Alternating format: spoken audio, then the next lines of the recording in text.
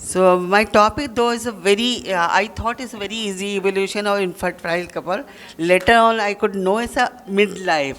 So midlife is little bit it's changed. So I start with my quotation that I love too much, live as if you were to die tomorrow and learn as if you were to live forever. So midlife infertility, not to take much time, I've come to the topic. Based on ISHRE guidelines and related literature, midlife infertility is generally addressed within the context of advanced maternal age, which is typically defined as 35 years or older. But with the distinct more critical phase occurring after 40 to 45 years due to a significant decline in ovarian. I'll just give the such take home because Dr. Jaideep already given overview of everything. So the age definition, midlife in relation to fertility is broadly considered to be between 40 and 65 years, with 40 to 45 years often representing the threshold for a sharp decline in natural fertility. So for the infertility, as I have to give the definition, according to ISHRE General Diagnostic Standards, the standard definition of infertility is the inability to conceive after 12 months of regular unprotected sex. But there is no definite definition of infertility for midlife. No guidelines is there. So what is the important? Important is this. Usually we start the evaluation after 1 year. But in midlife, we have to evaluate after the 6 months of trial. That is the catch point. Because I'm not going in much detail. So according to all WHO, ICMR, ART, Indian context, they say it should be started after the 6 months. So in increasing trends of midlife parenthood, greater financial stability, more emotionally prepared, flexibility with work schedule due to having established career. So, and was the reason for a mistaken belief in robust fertility, though definitely career oriented, but moreover, there is the impact of the celebrities and media.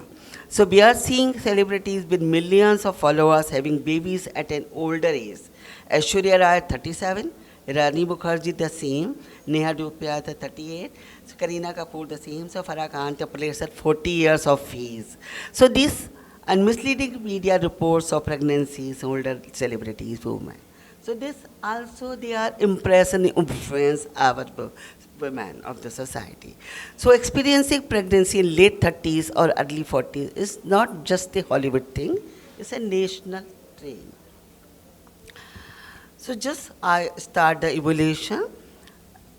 Apart the history, there are the basic 4 factors जो we need to evaluate for the conception of the pregnancy. What is that? Age is very, very important. Besides that, we evaluate the ovary, fallopian tube, semen analysis of the husband, and definitely we need a healthy uterus to carry on the full-term pregnancy. So why midlife infertility is different? Because the biological age varies widely, does not match to the chronological age. It's not the thing is declining in the female only, it's declining in the both, male and female. Till it was, female was only tagged, it was taboo for the female, they are the infertile, but now even Dr. Jaideep, she also told about the, so advanced age and decline in number of oocytes we have heard since very beginning. At puberty is the more 1-2 billion, and at last is very, very low, and decline at perimenopausal is 1,000 only. So age is not just a number, is age matters. Jaldi channel. So fertility decline and evaluation principles are, now in the midlife, we should start parallel evaluation. So it's not only for the diagnostic only, it should also be prognostic. And counseling is very, very important. So infertility, senior, I said, is not the female part. Now it has changed because of environmental, then stress factor, unexplained, and male factor. So female, we all already know, evolution, ovarian reserve decline, we already know, and uterine factors, the congenital and acquired, adenomyosis, endometrial thinning, adhesions, polyps. So we can see by ultrasound and HSG and MRI. So these are the picture on transvaginal sonography of the Mullerian anomalies and polyp acquired things. So these are the fibroid, then ovarian factor showing the endometrioma, then these are the tubes. So causes in fundus, think beyond ovulation and tubal patency, that is the endometriosis and decreased ovarian reserve and premature ovarian failure. So in that case, when we suspect endometriosis, tuberculosis or unexplained, we go for the laparoscopy. But in this case, we have to go earlier. And prolactin and vitamin D is not recommended, but we should, tackle for the BMI by the lifestyle. So ovarian reserve is AMH and AFC, it gives the quantity, and ACE gives the quality, and as the patient is aneuploidy risk is increased, and so chromosomal anomalies, maybe the Down syndrome, and reserve predicts response, not competence. Now come to the male infertility. These are the contributing factors. So male infertility is growing, but under recognized burden. 1 in 6 couple they worldwide affected by the infertility. So what investigation we offer to the male partner? Semen analysis is the gold standard, or is also non-invasive. But in the above 40, we have to do more investigation, hormones, ultrasound, karyotyping. We also do the scrotal Doppler if we suspect the varicocele. So male infertility on the map is more than 50%. So what we have to do? Keep the on table this the chart of the WHO for the semen analysis whenever we get the reports of the male partner, just to compare, because if it is below this, then it is subnormal. So pre-analytic requirements very, very important. Abstinence, when we advise for the male partner for giving the semen sample. So abstinence is very important, 2 to 7 days, because the short period may reduce count, a longer period may reduce the motility. And how to collect by masturbation, and it should be on the body temperature, and transport is collected at home. It should be given early as possible, within 30 minutes to the hand should be washed. Key parameters we all know, volume, motility. But important is when we see that the person is agiospermic, so we should try the urine examination. Maybe it's because of retrograde evolution. Sexually transmitted disease also have to be essential follow-up should be done. If the one semen sample is not good, we can't label the person as agiospermic or oligospermic. So repeat examination should be done at 3 months interval, and further workup. So role of anti-sperm antibody is also there. Causes of declining fertility we all know. They take the tobacco and alcohol, smoking, coffee, oxidative stress, smoking, alcohol. Now question, what should one do after an abnormal semen analysis?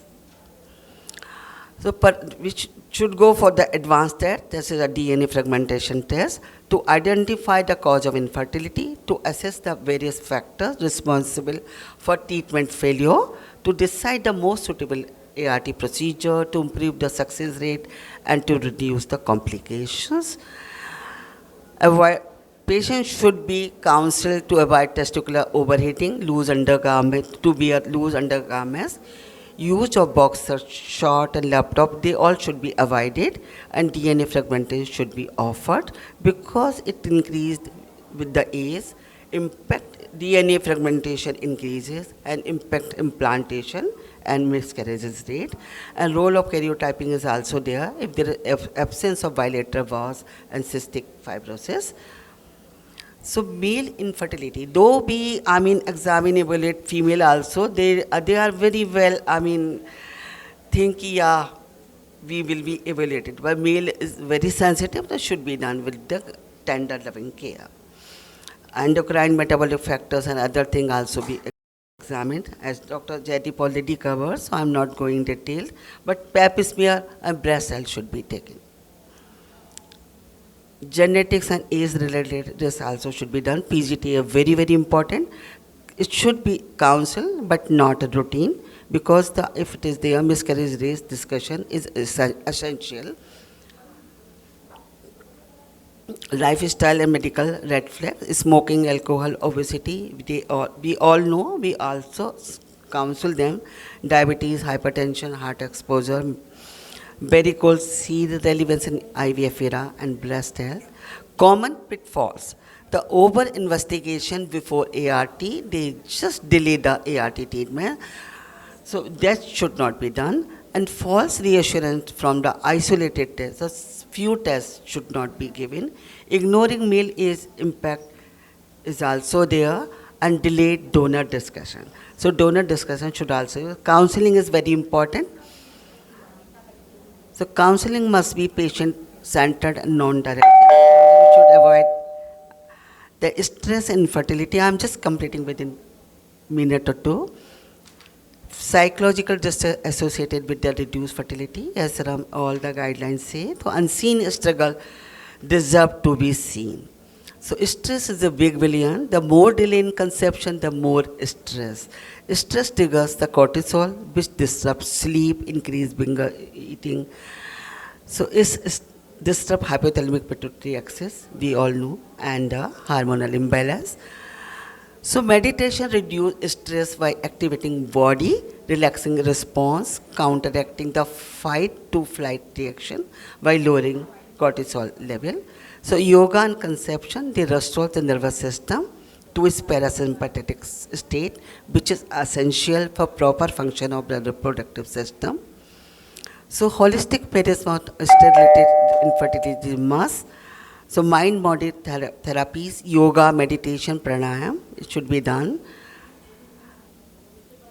So algorithm should be done: ovarian reserve evolution first, then start AMH plus AFC. If it is normal, proceed to ovulation, tubal evolution, if it is under 40. And because we have taken the advances of the 35, if it is low, we should tailor stimulation, consider donor option early. So concluding message: time-sensitive decision, shift from finding causes, estimating reproductive potential.